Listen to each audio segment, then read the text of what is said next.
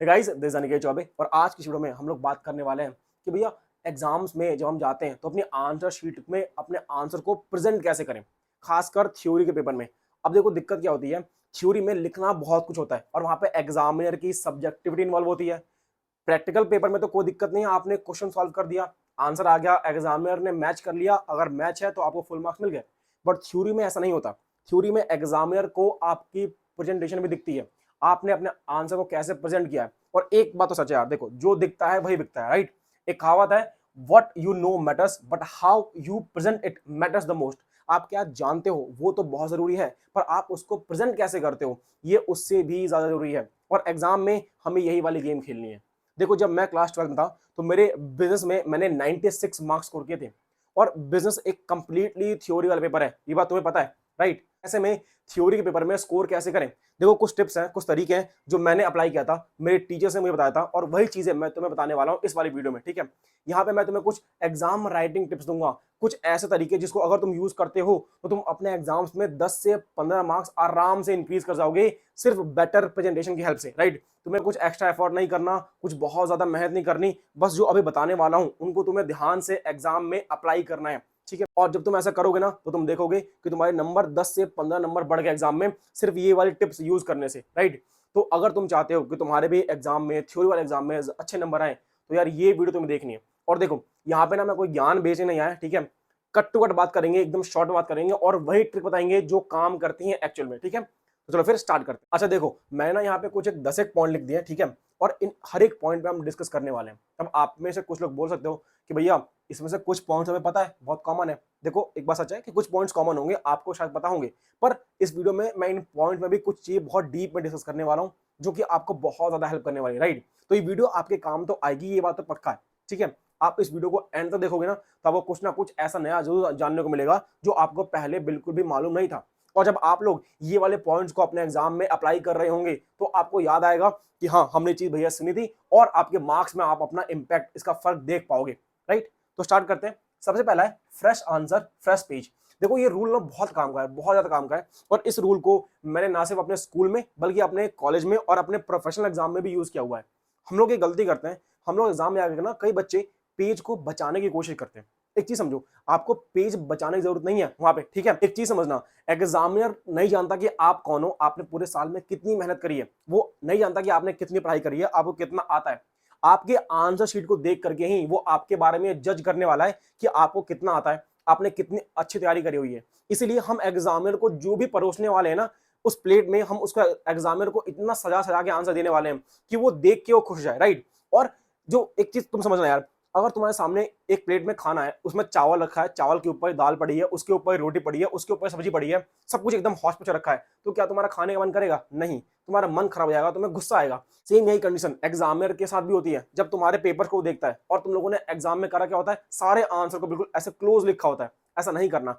हर fresh answer के लिए fresh page लो। Question number 1 के लिए पूरा एक पेज ले लिया, क्वेश्चन नंबर 2 के लिए पूरा एक पेज ले लिया। अच्छा हाँ, अगर मान लो कोई आंसर बहुत छोटा है, 2 या 3 लाइन में खत्म हो गया, तो 4 या 5 लाइन का मार्जिन देने के बाद तुम लोग अपना नेक्स्ट आंसर स्टार्ट कर सकते हो, ठीक है। इसके बाद नेक्स्ट पॉइंट है यूज ऑफ मार्जिन। अब यहाँ पे ना ये वाली टेक्निक बहुत ज्यादा हेल्प आती है, खासकर थ्योरी के एग्जाम्स में। कैसे? देखो थ्योरी में अगर लेट से 6 नंबर का क्वेश्चन आ गया और तुम्हें जो आंसर आता है वो तुम्हारा आंसर बस 8 लाइन का ही है, तो तुम खुद सोचोगे यार कि 6 नंबर के क्वेश्चन में 8 लाइन बहुत कम लग रहा है, राइट। इसको लाइंस को इंक्रीज कैसे करें? तो हम क्या करते हैं, हम लोग उन्हीं लाइंस को रिपीट करना शुरू करते हैं। पर ऐसा करने की जरूरत नहीं है। अगर हम लोग मार्जिन को यूज करना शुरू कर देना तो इसके 2-3 फायदे हैं। पहला कि हमारा आंसर अपने आप थोड़ा सा लेंथी हो जाता है, ठीक है। दूसरा कि हमारा आंसर बहुत नीट एंड क्लीन लगता है। तीसरा, एग्जामिनर को स्पेस मिल जाता है हमारे आंसर को चेक करने के बाद उसमें मार्किंग करने का, राइट। तो एग्जामिनर भी खुश है और हम भी खुश हैं, बिकॉज हमारा आंसर अपने आप थोड़ा सा लेंथी हो जाएगा। नॉर्मली एग्जाम्स में ये साइड में एक मार्जिन तो होता ही होता है। आप लोग क्या करना, जब भी एग्जाम देने जाओ तो अपने एग्जाम शीट के अंदर एक और मार्जिन लेफ्ट साइड में भी ड्रॉ कर दो, ठीक है। इसका फायदा क्या होगा कि आपका आंसर, अब जो वर्ड्स आप पहले लिख पाते थे इतनी जगहों में, वही वर्ड्स आप थोड़े कम स्पेस में लिखोगे तो आपका स्पेस अपने आप ज्यादा लगेगा। तो आपका आंसर जो पहले 8 लाइन में खत्म होता है, क्या पता वो 10 लाइन तक खिंच जाए, वही सेम आंसर। तो ऐसा आपका आंसर थोड़ा लेंदी होगा, तो आपको लिखना भी कम पड़ेगा, ठीक है। इसके बाद आगे आते हैं पैराग्राफ बुलेट पॉइंट्स। अब देखो इसमें क्या करना होता है, कई बार थ्योरी के पेपर में होता क्या है कि कुछ क्वेश्चन तो ऐसे आते हैं जहां पे आपका आंसर जो है वो बुलेट पॉइंट्स में है कि 4 पॉइंट्स लिखने हैं या 5 पॉइंट्स लिखने हैं, पर कुछ क्वेश्चन ऐसे होते हैं जिसका आंसर आपको पैराग्राफ फॉर्म में लिखना पड़ेगा। अब दिक्कत क्या होती है, मान लो अगर मैंने पैराग्राफ लिख दिए, 5-5 6-6 लाइन के पैराग्राफ लिख दिए, तो एग्जामिनर उसे पढ़ेगा ही नहीं। वो ये सोचेगा यार क्या लिखा हुआ है, वो पढ़ेगा ही नहीं, वो ऊपर की 1 या 2 लाइन पढ़ेगा और उसके बेस पे ही आपको जज करके आपको मार्क्स दे देके निकल जाएगा। तो ऐसे में लॉस किसका होगा, आपका लॉस होगा। तो इससे बचने का सबसे बेस्ट तरीका क्या है कि जब एग्जाम में ऐसा क्वेश्चन आए जहां पे आप लोग बुलेट पॉइंट्स यूज कर सकते हो, यानी कि नंबरिंग 1 2 3 4 ABCD, तो आप वो यूज करो, सबसे बेस्ट है। एक बुलेट पॉइंट लिखा, उसकी हेडिंग लिखी और उसको 2 लाइन में एक्सप्लेन कर दिया। इसका फायदा क्या हुआ कि आप बहुत कम लिख के भी ज्यादा स्पेस ऑक्यूपाई कर लोगे, एग्जामिनर को देख लगेगा कि हाँ बच्चे ने ज्यादा लिखा हुआ है, और आपको नंबर भी पूरे मिलेंगे क्योंकि एग्जामिनर उसे आराम से रीड कर पाएगा और उस पर मार्क्स दे पाएगा, राइट। लेकिन अगर कभी आपको पैराग्राफ लिखने की जरूरत पड़ जाए तो आप ऐसे कॉन्टिन्यूअस रनिंग पैराग्राफ मत लिखना, आप लिखना पैराग्राफ बुलेट पॉइंट्स। देखो कुछ ऐसे, यहां पे हम लोग स्टार्टिंग में नंबरिंग नहीं देते, हम लोग 3 या 4 लाइन, मैक्सिमम 4 लाइन, वैसे कोशिश करनी है कि 3 लाइन से ऊपर का पैराग्राफ ना हो, 3-3 लाइन के पैराग्राफ लिखो और हर 3 लाइन के बाद एक एक लाइन छोड़ते चले जाओ। इससे क्या होगा कि आपका आंसर लेंदी हो जाएगा, उसमें थोड़ा बहुत स्पेस आ जाएगा ना, तो देखने में बहुत अच्छा लगेगा, ठीक है, बोरिंग नहीं लगेगा बिल्कुल भी, और एग्जामिनर उसे आराम से पढ़ के ना आपको नंबर देगा, ठीक है। और मेरी बात मानना, ये ट्रिक ना बहुत काम की, बहुत ज्यादा काम की, बच्चे इसे यूज नहीं करते हैं, वो रनिंग पैराग्राफ लिखना शुरू करते हैं स्टार्टिंग से एंड तक, और इसकी वजह से होता क्या है, उनके नंबर कट जाते हैं, राइट, जो नंबर उन्हें जहां मिलने चाहिए थे, क्योंकि एग्जामिनर ने क्वेश्चन पढ़ा ही नहीं। जब एग्जामिनर ने आपका आंसर पढ़ा ही नहीं है तो नंबर कैसे देगा, राइट। तो उसको आंसर पढ़ने पे मजबूर करना है हमें, हमें पूरी कोशिश करनी है कि हमारा पेपर ऐसा हो जाए कि एग्जामिनर हमारा आंसर शीट पढ़ने पे मजबूर हो जाए, उसे हर एक क्वेश्चन का आंसर पढ़ना पड़े, और जब वो पढ़ेगा तो ऑब्वियसली हमने मेहनत तो करी हुई है, तो हमारे नंबर भी ज्यादा आएंगे, ठीक है। इसके बाद नेक्स्ट पॉइंट है हाईलाइटिंग द कीवर्ड्स। देखो ये चीज ना थ्योरी के पेपर में गेम चेंजर है, गेम चेंजर। आप बिजनेस की बात कर लो, आप इकोनॉमिक्स की बात कर लो, ठीक है, आप इवन इंग्लिश की बात कर लो, ठीक है, अगर आप आर्ट्स में हो तो आपके पास जो हिस्ट्री के पेपर्स हैं, पॉलिटिक्स के पेपर हैं, पॉलिटिकल साइंस के पेपर है, राइट, या आप अगर क्लास 10th में हो तो जो भी आपके पास थ्योरी के एग्जाम्स हैं, हर थ्योरी के एग्जाम में एक चीज बहुत इंपॉर्टेंट होती है और वो होती है कीवर्ड्स। अगर क्वेश्चन थ्योरी का है और आपने कीवर्ड्स नहीं लिखे हैं भाई, तो आपके नंबर तो नहीं मिलने वाले, चाहे आपका आंसर कितना भी अच्छा हो। और अगर आपने कीवर्ड्स लिख दिए पर एग्जामिनर उन कीवर्ड्स को पकड़ नहीं पाया तो भी नंबर नहीं मिलने वाले मेरे जान। तो सॉल्यूशन क्या है, जो भी कीवर्ड लिखते हो उसे हाईलाइट कर दो, ठीक है। बस इतना ध्यान रखना कि आप हाईलाइट करोगे कैसे, बाई अंडरलाइन। हाईलाइट कैसे करोगे, बाई अंडरलाइन। जो भी कीवर्ड्स हैं उसमें एक अंडरलाइन डाल दो। अब यहाँ पे कुछ बच्चे क्या करते हैं, वो 2 या 3 मल्टीपल पेन का यूज करते हैं कि एक पेन से, जैसे ब्लू पेन से आंसर लिख दिया और ब्लैक पेन से अंडरलाइन कर रहे हैं।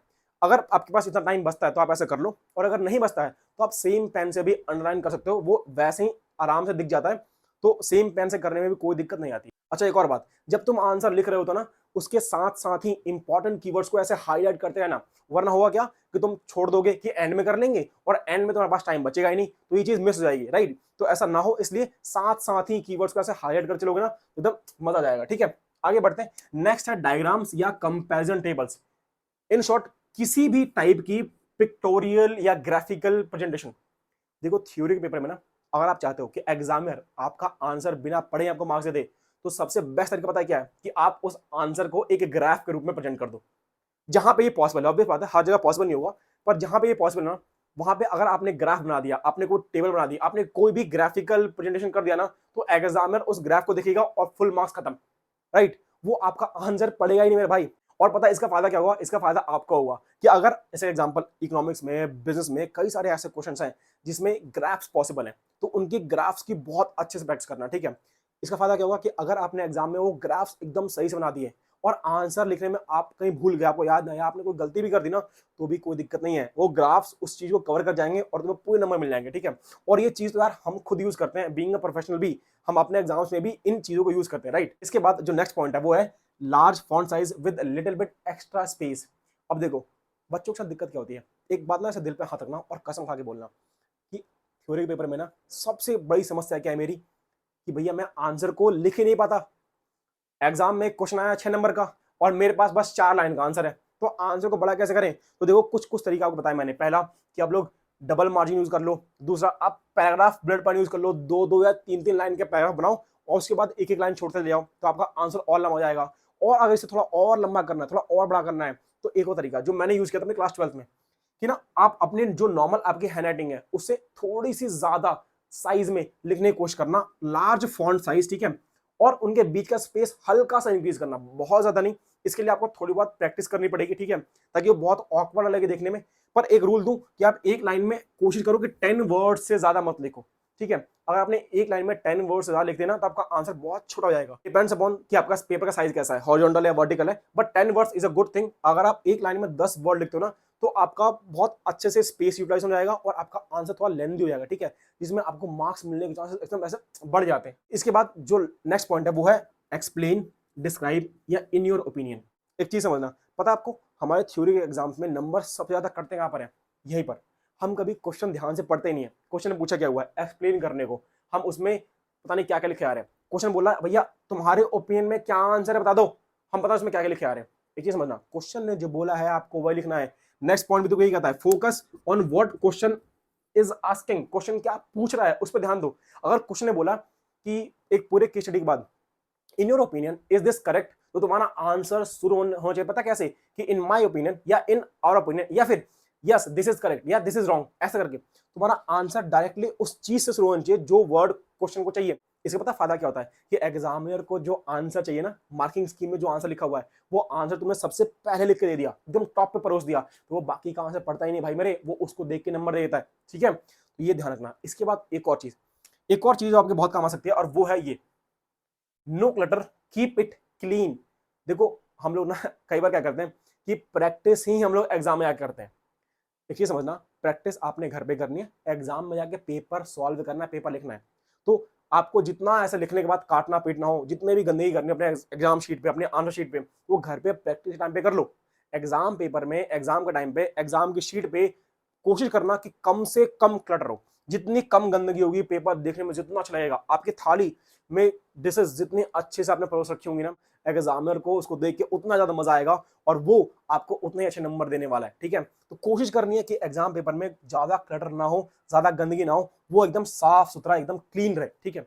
और एक लास्ट पॉइंट और है, देखो आंसर लिखे कैसे, 3 तरीके हैं। कुछ बच्चे क्या करते हैं, जो अपनी राइट साइड की मार्जिन है उस पर लिख देते हैं, कुछ बच्चे मार्जिन के लेफ्ट में। पर मैं बताऊं सबसे बेस्ट तरीका क्या है, सबसे बेस्ट तरीका ये है। क्यों बताता हूं, देखो थ्योरी पेपर में दिक्कत क्या है कि कई बार मान लो तुमने आंसर लिखा और तुमने यहाँ कोने में छोटू सा आंसर 2 लिखा, एग्जांपल क्वेश्चन नंबर 2 का तुम आंसर कर रहे थे और तुमने लिख दिया आंसर नंबर 2, छोटा सा कोने में लिख दिया। अब लेट से अगर एग्जामिनर को चीज दिखाई नहीं और वो उस क्वेश्चन को चेक करना मिस कर गया, तो लॉस किसका होगा, तुम्हारा लॉस होगा। तो इससे बचने का बेस्ट तरीका क्या है भाई, बेस्ट तरीका ये है कि ऐसे बीच में, पेपर के बीच में बड़ा बड़ा लिख दो आंसर नंबर 2। क्योंकि हम क्या करने वाले हैं, हम फ्रेश आंसर फ्रेश पेज लेने वाले ना, तो हर फ्रेश पेज पे ऊपर लिख दो कि ये कौन से क्वेश्चन का आंसर है। इसका फायदा क्या होगा कि तुम्हारा कोई भी क्वेश्चन चेक होने से मिस नहीं होगा, ठीक है। और ऑब्वियस बात है, अगर सारे क्वेश्चन चेक हो जाएंगे तो नंबर भी मिलेंगे, राइट। तो यार देखो बस ये कुछ तरीके थे जो काम करते हैं, अगर आप इनको यूज करोगे ना तो आप मेरी बात लिख के लो, मैं आपको एक बात गारंटी से बोलता हूँ कि आपके एग्जाम्स में अगर आपने ये सारे तरीके यूज कर लिए, अपने पेपर को ऐसे प्रेजेंट कर दिया ना, तो आपके 10 से 15 नंबर तो ऐसे ही इंक्रीज जाएंगे बिना किसी और एक्स्ट्रा एफर्ट के, सिर्फ ये प्रेजेंटेशन वाले टिप्स यूज करके, राइट। तो बस यार इस वीडियो में इतना है, ठीक है। जाते जाते एक बात और बोलूंगा कि एक चीज रखना, knowledge is more important than marks. आपको आप जो पढ़ रहे हो ना उसका नॉलेज होना चाहिए, क्योंकि देखो यार नंबर तो सबके आ जाते हैं, नंबर हर कोई ले आएगा, रट के ले आएगा, प्रैक्टिस करके ले आएगा, पर नंबरों से लाइफ में कुछ नहीं होता। नंबर जरूरी है फॉर द स्टडीज के लिए, इंटरव्यूज के लिए, इन सब चीजों की जरूरी है, बट एट द एंड आपका नॉलेज जो आपने सीखा है वही मैटर करेगा, ठीक है। तो इन सबको यूज करना, ये सारे तरीके इस्तेमाल कर लेना, अपने मार्क्स को इंप्रूव कर लेना, लेकिन नॉलेज पे भी ध्यान देना, ठीक है। नॉलेज ज्यादा जरूरी है, नंबर तो आ ही जाएंगे अपने आप, ठीक है। तो मिलता हूं तुम लोग से अगले वीडियो में, तब तक निकेत चौबे साइनिंग ऑफ।